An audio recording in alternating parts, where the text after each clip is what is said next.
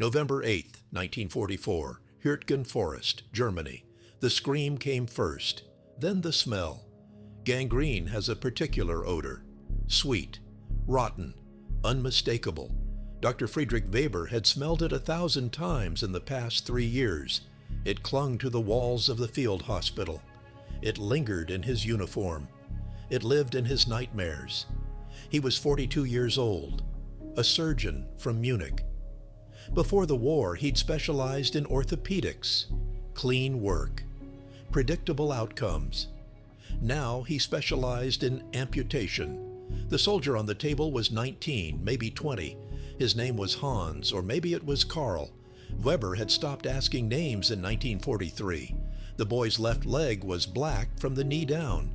The infection had spread despite the sulfa powder, despite everything. "We take it at the hip," Weber said quietly. His assistant, a medical student who should have been in his second year at Heidelberg, nodded. The boy would live. Probably. If the infection hadn't already reached his bloodstream, if they had enough morphine, if the Allies didn't shell them again tonight. Weber picked up the saw. Outside, the forest burned. The Americans were coming. 3 days later, Weber became a prisoner of war. He expected execution. He'd heard the stories, the propaganda. Americans were barbarians. They mutilated prisoners. They showed no mercy. He'd believed it. Why wouldn't he? Everyone believed it. Instead, they gave him coffee. Real coffee. Hot. With sugar. "You're a doctor?" The American captain spoke broken German. His accent was terrible. New York, maybe. "We need doctors. You work with us, you get fed. You refuse, you sit in a cage. Your choice." Weber had no choice. Not really. So he nodded. They took him to their field hospital. And that's when everything he thought he knew about war, about medicine, about reality itself, shattered.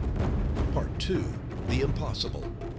The American medical tent was organized chaos. Wounded men arrived in a steady stream. Stretcher bearers moved with practiced efficiency. Nurses triaged with calm precision. The whole operation hummed like a factory for saving lives. Weber stood in the corner, watching, waiting, trying to understand what he was seeing. A soldier came in, chest wound, sucking, blood everywhere. In a German field hospital, this man would die. Maybe in an hour, maybe in 5 minutes. You'd make him comfortable. You'd move on to someone you could actually save. But here? The American surgeon didn't even hesitate. He barked orders. A nurse appeared with a clear bag. Plasma, Weber realized. Dried plasma, reconstituted with sterile water. The surgeon hung it on a pole, started the transfusion right there in the field while the man was still bleeding. "Impossible," Weber whispered. In Germany, blood transfusions required a hospital, equipment, refrigeration. Blood typing took time. Mistakes meant death. You simply couldn't do transfusions at the front. It wasn't possible. Yet here it was, happening, right in front of him. The soldier's breathing steadied. His color improved. Not much, but enough. The surgeon worked fast. He packed the wound, sealed it, injected something. The soldier's face relaxed, pain vanishing like smoke. "What is that?" Weber asked. His English was rusty but functional. "Morphine, Surette." The surgeon didn't look up. His hands moved with mechanical precision. "You guys don't have these?" Weber shook his head. German morphine came in glass ampules. You had to break them, fill a syringe, find a vein. It took time. Time wounded men didn't have. The American Surette was self-contained. A small tube, a needle. You just stabbed it into the muscle and squeezed. Instant relief. Foolproof. Brilliant. "Jesus," Weber said softly. The surgeon glanced at him. "You're the German doctor? Weber?" "Yes." "You ever see penicillin?" Weber frowned. "Penicillin, the British antibiotic. I've read about it. In journals. Before the war." "Not just British anymore." The surgeon smiled. It wasn't a kind smile. It was the smile of a man holding 4 aces. "We're making tons of it. Literally, Tons. He pulled a small bottle from a cabinet. Clear liquid. Innocuous. This, the surgeon said, is going to change everything you know about infection. Weber didn't believe him. Couldn't believe him. Penicillin was experimental, rare. The papers from 1940 and 1941 had been promising, yes, but mass production? Impossible. Germany's best chemists had tried, failed. The drug was too unstable, too difficult to manufacture, too expensive. Watch, the surgeon said. He injected the soldier, the one with the chest wound, 300,000 units, intramuscular. Come back tomorrow, the surgeon said. See for yourself. Weber came back. The soldier was sitting up, eating, joking with a nurse. 24 hours ago, he'd been dying. Now he was complaining about the food. Impossible, Weber said again, but his voice was hollow, because it wasn't impossible. It was real. The surgeon found him standing there, staring. His wound is clean, the surgeon said casually. No pus, no fever. Penicillin killed the bacteria. Couple more days, he'll be shipped to a rear hospital. Couple weeks after that, he'll probably be back in action, or at least alive. Weber felt something crack inside his chest. How many men had he lost? How many legs had he amputated? How many boys had died screaming while gangrene ate them alive? Thousands, thousands. And the Americans had the cure. Right here, in mass production. How much do you have? Weber asked. His throat was tight. Enough. The surgeon shrugged. We've got factories in the States pumping it out. Pfizer, Squibb, Merck, big pharmaceutical companies. They figured out fermentation techniques, scale production. By 43, we had enough for military use. Now? Hell, we throw it at everything. Wounds, infections, pneumonia, gangrene. It works on all of it. And the German army? The surgeon looked at him. Really looked at him. There was something like pity in his eyes. You guys still using sulfa powder? Weber nodded slowly. Yeah, that doesn't really work. Not like this. Part 3, the arithmetic of survival. Over the following weeks, Weber learned the mathematics of American medicine. The numbers were staggering, obscene. Out of every 100 American soldiers wounded in combat, 96 survived. 96. In the German army, that number was closer to 70, sometimes 60. The Americans didn't just have better medicine, they had better everything. Logistics, organization, supply chains that actually worked. Every battalion had medics, real medics, trained, equipped. They carried morphine syrettes, sulfa powder, bandages, plasma. They could stabilize a wounded man in minutes. Behind the medics came the battalion aid stations, mobile units, staffed by doctors. They could perform emergency surgery, right there, miles from the front. Behind the aid stations came the field hospitals, tented cities with operating rooms, x-ray machines, blood banks, everything a civilian hospital would have. Except these could pack up and move in hours. And behind the field hospitals, general hospitals, hospital ships, hospital trains, a whole infrastructure dedicated to one single purpose, keeping soldiers alive. The Germans had nothing comparable, nothing close. Weber had worked in field hospitals where 10 men shared a single blanket, where they ran out of anesthesia, where they amputated without antiseptic because there was no antiseptic. He thought that was normal, the cost of war, sacrifice. But the Americans weren't sacrificing, they were winning. And they were winning because they'd industrialized survival itself.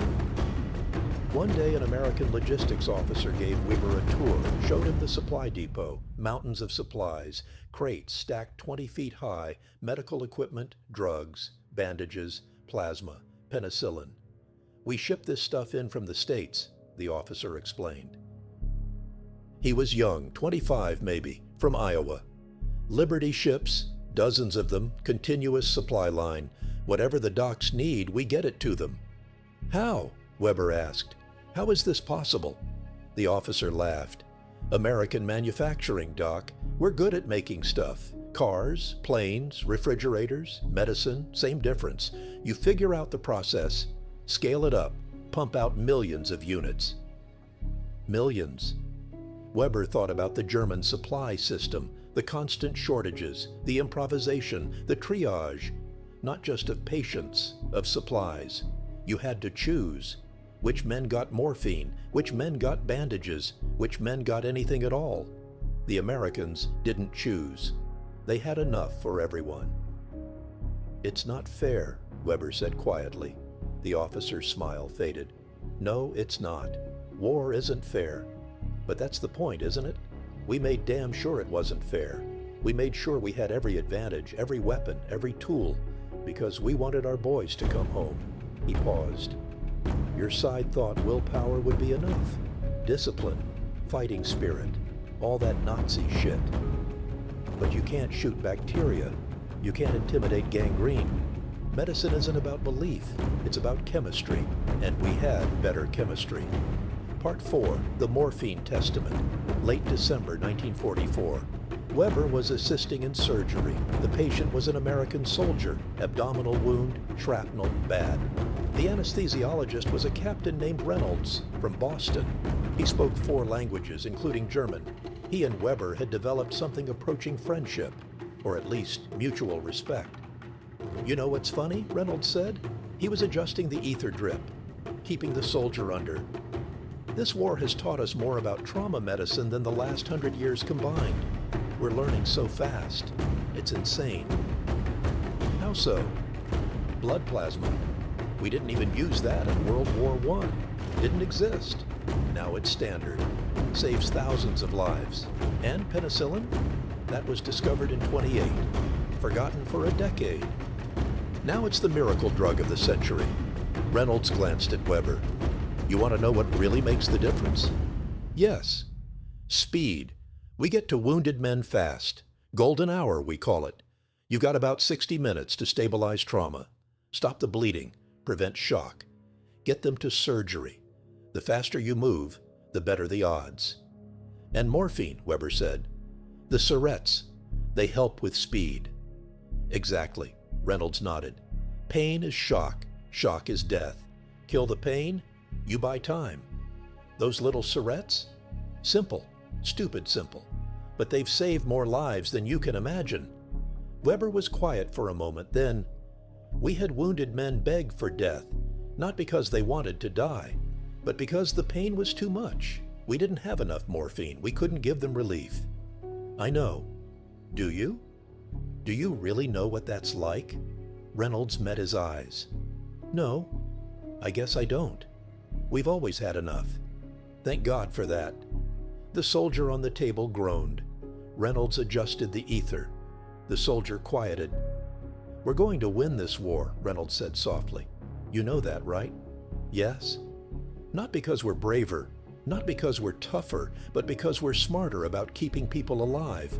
Your side spent resources building tanks, rockets, wonder weapons. We spent resources building hospitals, making medicine, training medics. And it made all the difference. It made all the difference." Part 5, The Evidence. January 1945, Weber kept a journal. He'd started it back in November, a scientific record, observations, data, because he needed to understand, needed to quantify what he was seeing. The numbers didn't lie. American wounded soldiers receiving penicillin, 95% survival rate from infections that would have been fatal otherwise.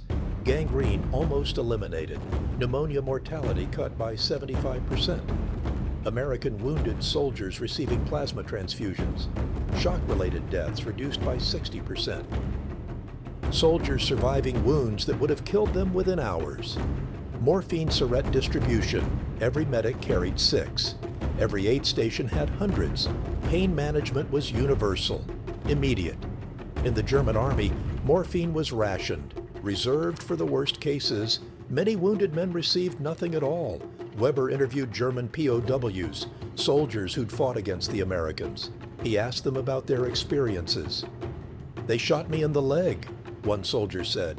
His name was Ernst, from Hamburg.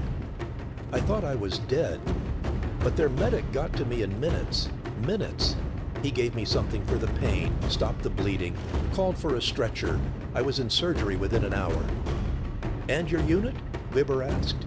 "Did they have medics like that?" Ernst laughed. It was a bitter sound. We had one medic for the whole company. One. He had a bag with some bandages, maybe some aspirin. That's it. If you got wounded badly, you hoped someone could carry you back. Maybe you'd reach an aid station. Maybe. Another POW, Klaus, from Bavaria. I saw an American soldier get hit. Chest wound. Bad. I thought, okay, that's one less enemy. He'll bleed out. Klaus shook his head. 5 minutes later, they had him on plasma. Medic was working on him right there in the open, under fire, like it was normal, like saving lives was more important than taking cover. Did he survive? I don't know. I got captured right after, but he was alive when I last saw him, alive when he should have been dead. Story after story, all the same. Americans with medicine that seemed like magic. Germans with nothing. Weber wrote in his journal, "The Americans have not simply advanced medicine, they have industrialized compassion.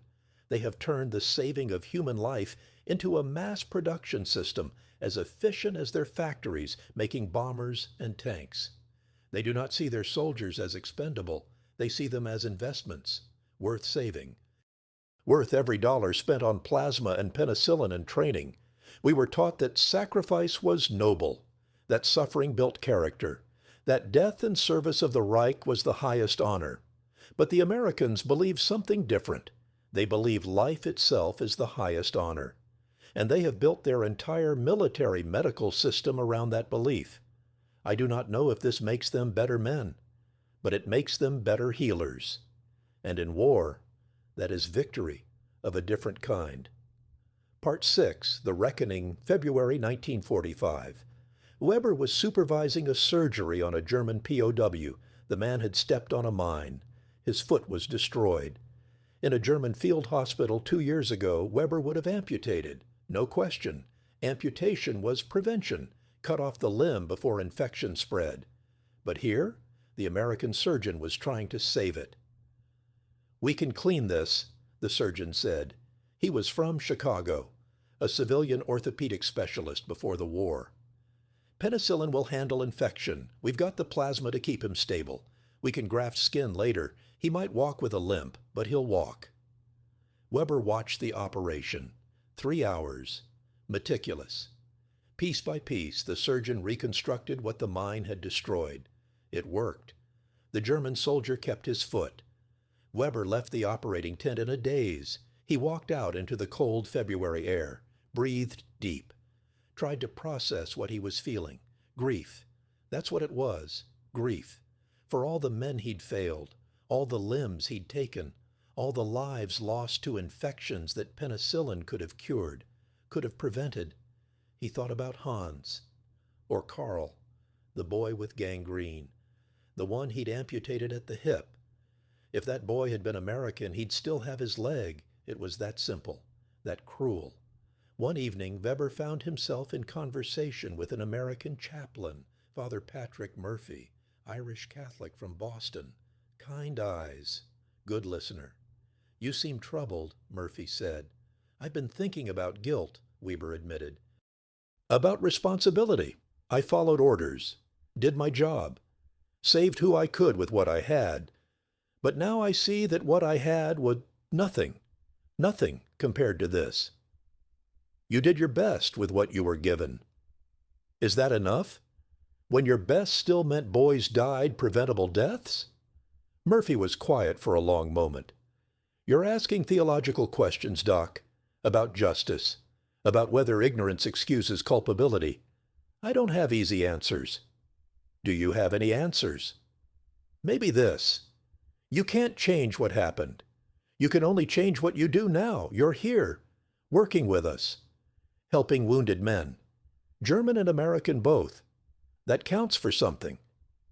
Does it count for the thousands I couldn't save? No, but it counts for the ones you're saving now." Weber nodded slowly. It wasn't absolution. It wasn't forgiveness. But it was something to hold on to. Part 7, The Testament March, 1945. The war was ending. Everyone knew it. The question wasn't if, only when. Weber had been working with the Americans for 4 months now. 4 months of witnessing miracles disguised as logistics. of seeing medicine practiced the way it should be practiced, the way he dreamed it could be practiced back when he was a student in Munich, before the world went mad. An American medical colonel called him into the office. Colonel Harrison, career military, tough but fair. "Weber, we're going to be liberating concentration camps soon," Harrison said. His voice was flat, professional, but there was something underneath. Anger, maybe, disgust. "We're going to need every doctor we can get, including you." Weber felt his stomach drop. He'd heard rumors. Everyone had heard rumors. But rumors were easy to dismiss, easy to file away as propaganda. "I understand," Weber said. Harrison looked at him, really looked at him. "Do you? Do you understand what you're going to see?" I think so." "No, you don't. Nobody does until they see it." April 15th, 1945, Bergen-Belsen. Weber understood. He'd thought he knew suffering. He'd thought 3 years of war had shown him the worst humanity could offer. He was wrong. The camp was hell. Not metaphorical hell, actual hell. Corpses piled like firewood, living skeletons staring with empty eyes, disease, starvation, typhus, dysentery. The American medics worked like machines, tireless, setting up field hospitals, distributing food, carefully. You couldn't feed starving people regular rations. Their systems would shut down. So the medics gave them soup, thin soup, building up strength gradually, and penicillin, rivers of penicillin, fighting the infections that were killing survivors even after liberation. Weber worked alongside them, 20 hours a day, treating people his own country had tried to exterminate. One night he collapsed, sat down in the mud, stared at nothing. Father Murphy found him, sat down next to him. "This is what we did," Weber said. His voice was dead. "My country, my people, this. Not you personally. Does it matter? I wore the uniform. I took the oath. I believed." "Believed what?" "That we were the superior civilization, the superior race. That we had science, progress, destiny. And all along, we were building this." Murphy didn't have an answer. There was no answer. "The Americans," Weber continued, "they had the penicillin, the plasma, the medicine, the humanity. We had this." He gestured at the camp, the suffering, the death. "We chose wrong at every turn, every decision. We chose death over life, ideology over science, pride over compassion, and this is the result." Part 8, The Aftermath, May 8, 1945. Victory in Europe Day. The war was over. Weber stood in a medical tent watching wounded German soldiers receive American treatment. Penicillin, plasma, morphine. The same treatment Americans received. It would have been just, he thought, for the Americans to let them die, just in some Old Testament sense. Eye for an eye, tooth for a tooth. Death for death. But the Americans weren't interested in Old Testament justice. They were interested in keeping people alive, even their enemies, even the men who'd tried to kill them. It was mercy of the most practical kind. Colonel Harrison found Weber that evening. "We're going to need doctors for the occupation. Reconstruction. Germany's medical infrastructure is destroyed. We'll need to rebuild it. We want you to help." "Why would you trust me?" "Because you've seen both sides now. You know what works. You know what doesn't. And you're a damn good surgeon." Harrison handed him a folder. "We're going to be shipping penicillin to German civilian hospitals, training German doctors in modern techniques, teaching what we've learned." Weber opened the folder. Protocols, procedures, a blueprint for rebuilding. "We could hoard this," Harrison said. "Keep the miracle drugs for ourselves. Let Germany suffer. But that's not how we operate. Medicine isn't a weapon. It's a tool. And tools are meant to be shared." "Why?" Weber asked. "After everything, why help us?" Harrison shrugged.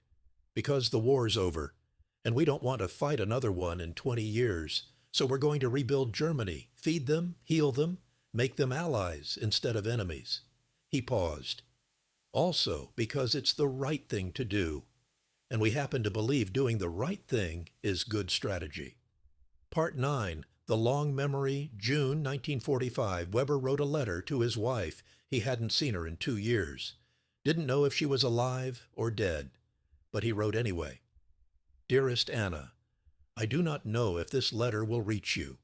I do not know if you still live, but I must write. I must try to explain what I have seen, what I have learned. I have witnessed the end of our world, the world we believed in, the world of German supremacy, of scientific socialism, of destiny. It was a lie, all of it. The Americans defeated us not with cruelty, but with compassion, not with hatred, but with organization. They did not simply outfight us, they outthought us, outplanned us, outcared us. While we built death camps, they built hospital ships. While we rationed morphine, they mass-produced it. While we let infection kill thousands, they cured it with a drug we thought impossible to manufacture. I have seen American medics risk their lives to save wounded German soldiers.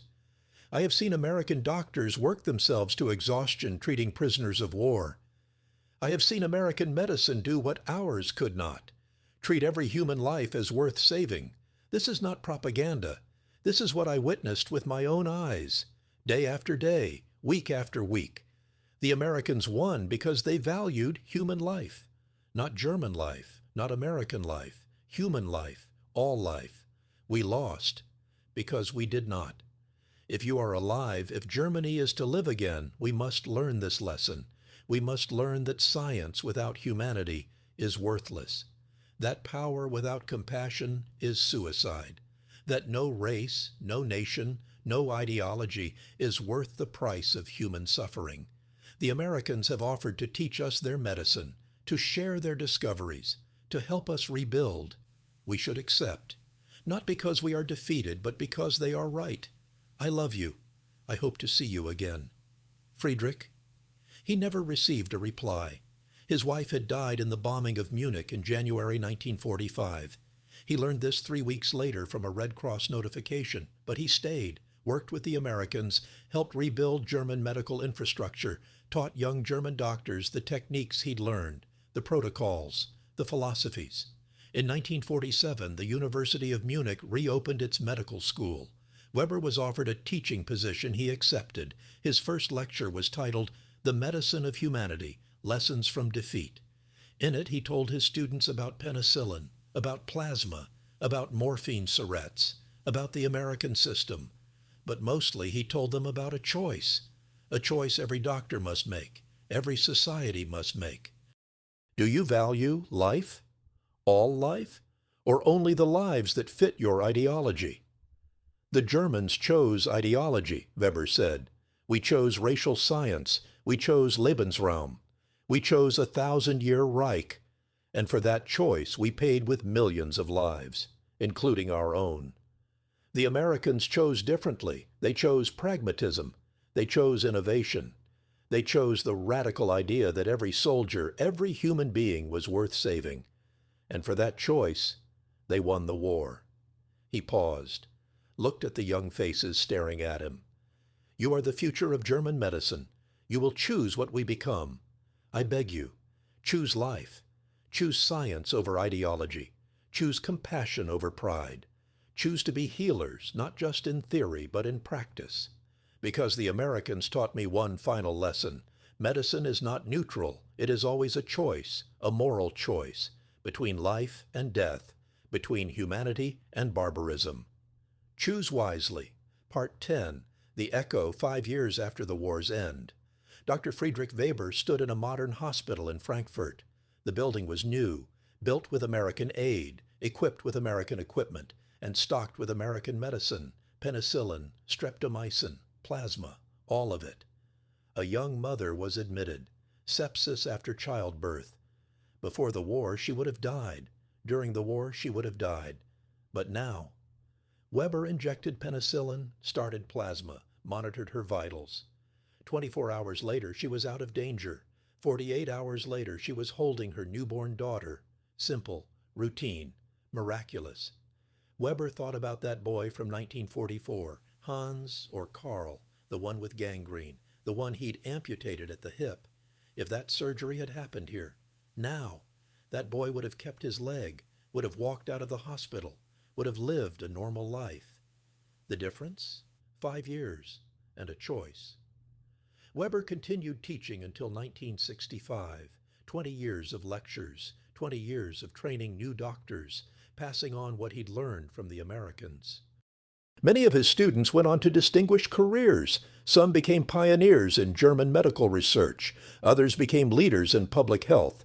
A few even worked with the World Health Organization, bringing modern medicine to developing nations. They all remembered Weber's lectures, his insistence on documentation, on evidence, on protocols that put patient welfare first. And they remembered his stories about the American field hospitals, about penicillin and plasma and morphine syrettes, about the choice between ideology and humanity. Weber was 70 years old, retired, living in a small apartment in Munich. A young American doctor came to visit, a medical historian researching World War II field medicine. "Dr. Weber, I'm David Cohen from Johns Hopkins. I'd like to interview you about your experiences." Weber invited him in, made coffee, real coffee, the American kind. "What do you want to know?" "You worked with American medical units after your capture. You witnessed the introduction of penicillin to combat medicine. That's a pivotal moment in medical history. I'd like to hear your perspective." Weber smiled. It was a sad smile. "My perspective? My perspective is that I was a fool." "How so?" "I believed in German scientific superiority. I believed we were the most advanced civilization in history. And then I saw what the Americans had accomplished, not just medically, morally, philosophically. They had industrialized compassion. We had industrialized death." Cohen nodded slowly. "That must have been difficult to accept." "Difficult?" Weber laughed. "It destroyed me, rebuilt me, changed everything I thought I knew about medicine, about humanity, about myself." He paused.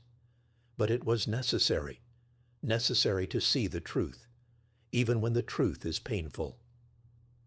What do you think was the key difference between American and German medicine? Weber thought for a long moment. The Americans believed in abundance. We believed in scarcity.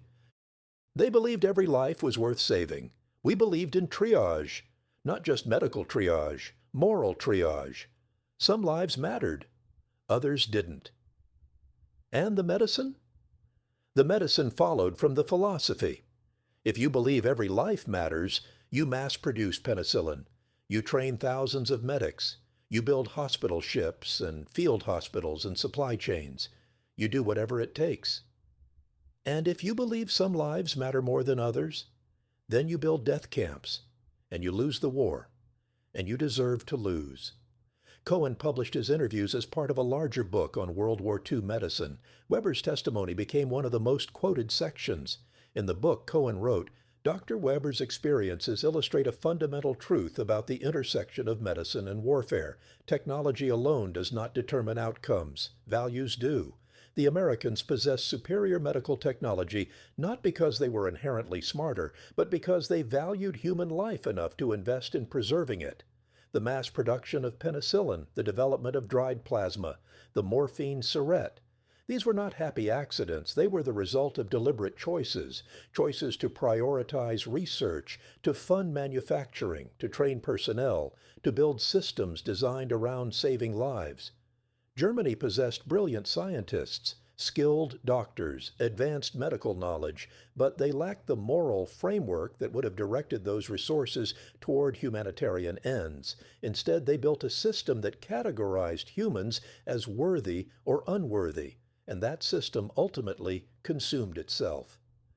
Dr. Weber's testimony reminds us that medicine is never neutral.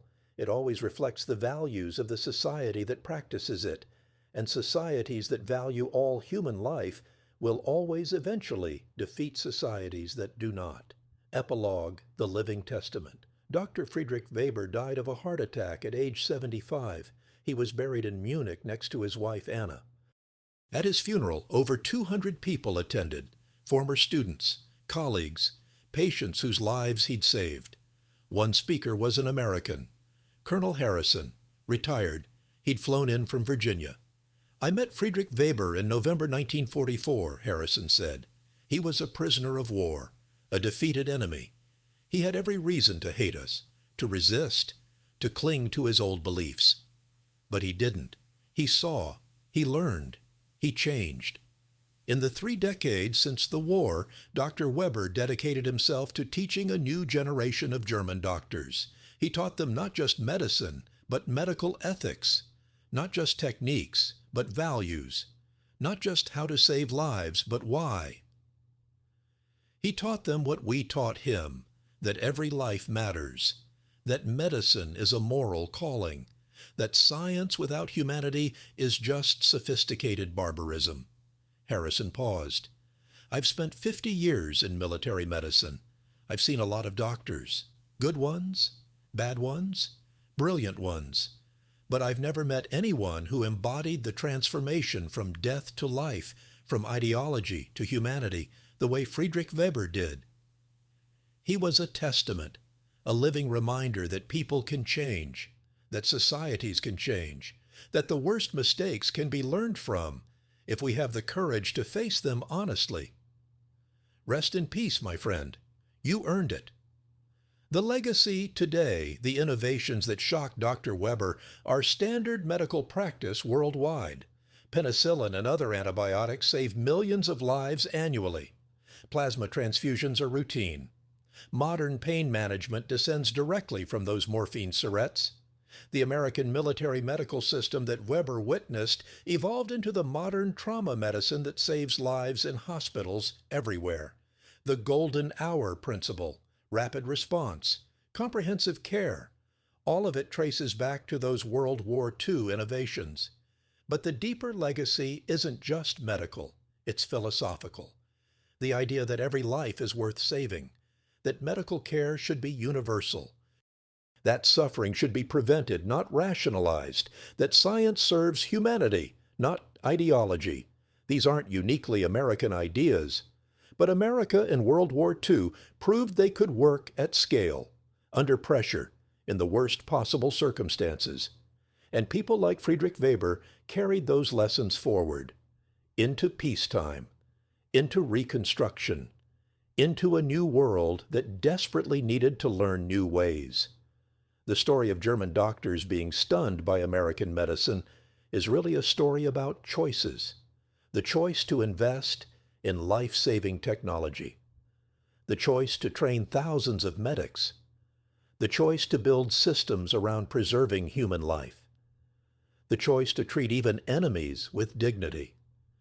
These were practical choices, strategic choices, but they were also moral choices, and those moral choices won the war just as surely as tanks and bombers did. Dr. Friedrich Weber spent 30 years teaching that lesson, teaching that medicine without morality is meaningless, that technology without values is dangerous, that the measure of a civilization isn't how well it can kill, but how well it can heal. It's a lesson worth remembering. Today, tomorrow, always. Because the choice between death and life, between ideology and humanity, between barbarism and civilization, that choice is never made once and for all. It's made every day, in every hospital, in every clinic, in every decision about who deserves care and who doesn't. Dr. Weber chose to learn, to change, to teach. And because of that choice, thousands of doctors learned to choose life over death, compassion over ideology, science over prejudice. That's the real miracle. Not penicillin, not plasma, not morphine syrettes. The real miracle is that people can change, that societies can learn from their mistakes, that even the worst defeats can lead to the most important victories. The Americans shocked the Germans with their medicine, but more importantly, they shocked them with their humanity. And that shock echoed forward through decades, through generations, through countless lives saved by doctors who learned the lesson Weber taught. Every life matters. Every single one. That's not just good medicine. That's civilization itself.